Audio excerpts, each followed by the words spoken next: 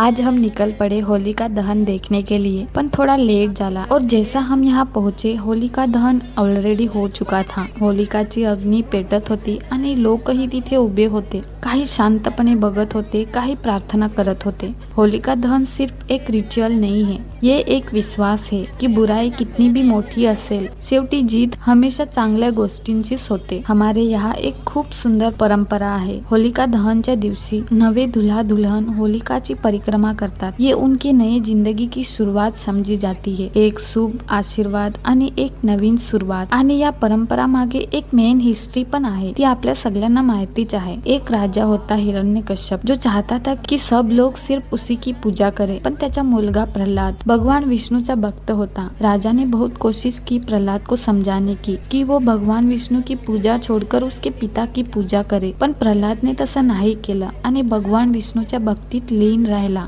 शेवटी फिर उसके पिता प्रहलाद को मारने की कोशिश करने लगा आणि शेवटी उसने अपनी बहन होलिकाची मदद घेतली, जिसे वरदान होता है कि आग उसे जला नहीं सकती। होलिका प्रहलादला गोदमध्ये घेऊन आग मध्ये बसली, पण इथे एक चमत्कार झाला। प्रहलादच्या भक्तीच्या समोर होलिका हार गई और खुद जल गई। त्यामुळे आज पण होलिका दहन आपल्याला सांगते की सच, श्रद्धा आणि चांगुलपणा शेवटी नेहमीच जिंकतो। आणि मग या सगळ्यानंतर सुरू होतो एकदम मस्त सेलिब्रेशन, गरबा एनर्जी।